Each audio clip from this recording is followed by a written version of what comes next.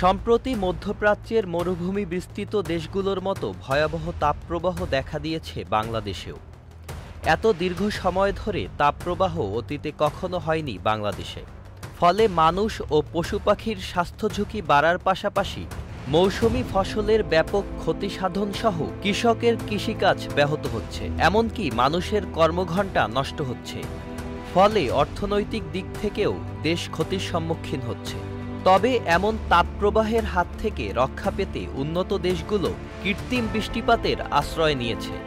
যেমন দুবাই ও চীনের মতো আর্থিক এবং প্রযুক্তিগত দিক থেকে সামর্থ্যবান দেশগুলো কৃত্রিমভাবে ক্লাউড সিডিং প্রযুক্তির মাধ্যমে বৃষ্টিপাত ঘটাচ্ছে।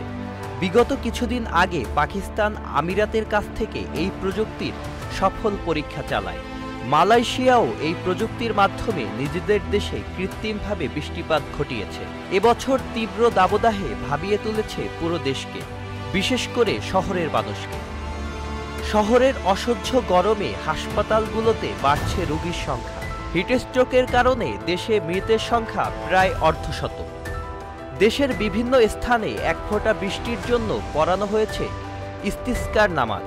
মহাসড়কের রাস্তায় ভিটামিন গলে যাচ্ছে। তবে বাংলাদেশ কি আগামী দিনে উন্নত দেশের মতো ক্লাউড সিডিং বা কৃত্রিম বৃষ্টিপাতের পরিকল্পনা করবে?